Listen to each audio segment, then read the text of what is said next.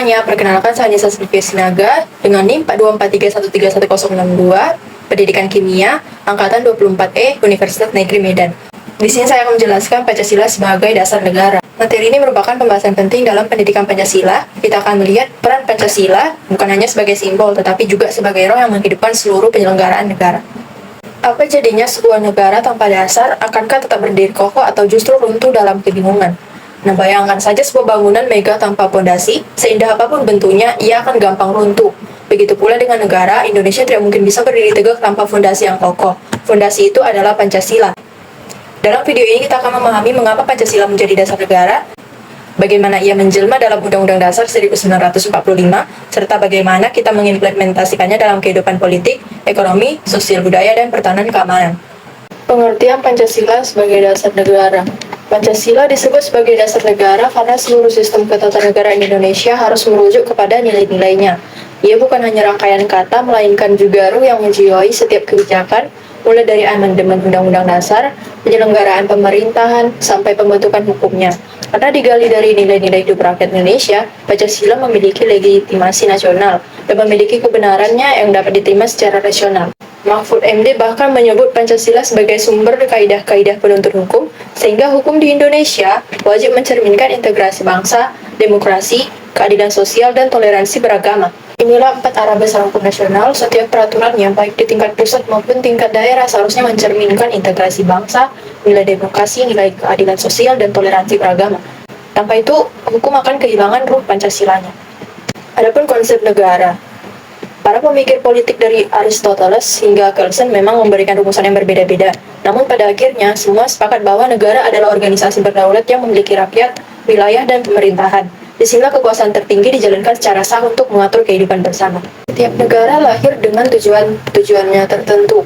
Ada yang menekankan kebebasan individu, ada pula yang menitik beratkan kesejahteraan kolektif. Indonesia merangkum tujuan itu dalam pembukaan Undang-Undang Dasar 1945, yaitu melindungi segenap bangsa, memajukan kesejahteraan umum, mencerdaskan kehidupan bangsa, serta ikut melaksanakan ketertiban dunia.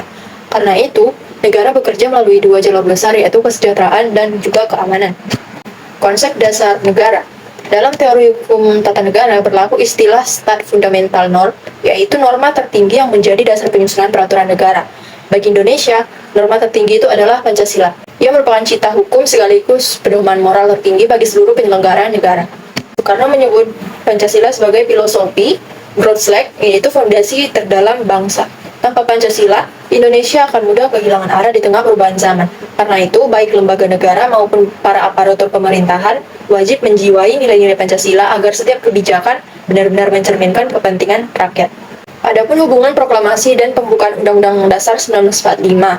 Proklamasi adalah titik lahirnya kemerdekaan kita, sementara pembukaan Undang-Undang Dasar 1945 adalah penegasan makna dan tujuan dari kemerdekaan itu sendiri. Keduanya saling melengkapi. Proklamasi menyatakan kemerdekaan dan pembukaan memberikan pijakan hukum serta arah yang harus ditempuh bangsa. Hubungan Pancasila dan pembukaan Undang-Undang Dasar 1945. Kedudukan Pancasila sangat kuat karena dirumuskan dalam pembukaan Undang-Undang 1945. Secara formal tertulis jelas di alinea keempat, dan secara material seluruh isi pembukaan mencerminkan nilai-nilai Pancasila. Karena itu pembukaan menjadi norma tertinggi dalam susunan peraturan perundang-undangan di Indonesia. Lalu penjabaran Pancasila ke dalam pasal-pasal Undang-Undang Dasar 1945 ini tidak berhenti di pembukaan saja, tapi dijabarkan ke dalam pasal-pasal Undang-Undang 1945 juga. Setiap sila memiliki wujud konkret dalam aturan konstitusi. Hal ini menunjukkan bahwa Pancasila adalah asas kerohanian yang menghidupkan seluruh batang tubuh Undang-Undang Dasar. Berikut implementasi dalam bidang politik. Dalam politik, Pancasila hadir melalui prinsip kedaulatan rakyat, lembaga negara, partai politik, dan organisasi masyarakat berperan menyalurkan aspirasi rakyat berdasarkan nilai dari musyawarah, keterbukaan, juga keadilan. Adapun implementasi bidang ekonomi, yaitu perekonomian Indonesia dibangun dengan semangat ekonomi Pancasilais, bukan kapitalis murni, bukan pula sosialis total. Pancasila menuntun ekonomi yang bermoral, merata, mengutamakan persatuan, menjadikan koperasi sebagai soko guru, serta menciptakan keadilan sosial bagi seluruh rakyat. Implementasi dalam bidang sosial budaya. Di sini globalisasi membawa tantangan seperti individualisme dan juga materialisme. Karena itu kebijakan sosial budaya harus mampu memperkuat nilai gotong royong, solidaritas, dan identitas budaya bangsa. Implementasinya dalam bidang pertahanan dan keamanan, yaitu sistem pertahanan Indonesia dibangun melalui Sinham Karata, yaitu pertahanan rakyat sementara. Artinya, TNI, Polri, dan seluruh warga negara memiliki peran dalam menjaga keamanan dan keutuhan negara. Ada penutup dari materi ini, yaitu Pancasila adalah fondasi utama negara Indonesia. Ia menjiwai pembentukan hukum, jalannya pemerintahan, sampai pada pembentukan karakter masyarakat. Sebagai norma tertinggi negara, nilai-nilainya tercermin dalam pembukaan dan pasal-pasal Undang-Undang Dasar 1945, serta diwujudkan dalam kebijakan politik, ekonomi, sosial budaya, dan pertahanan keamanan.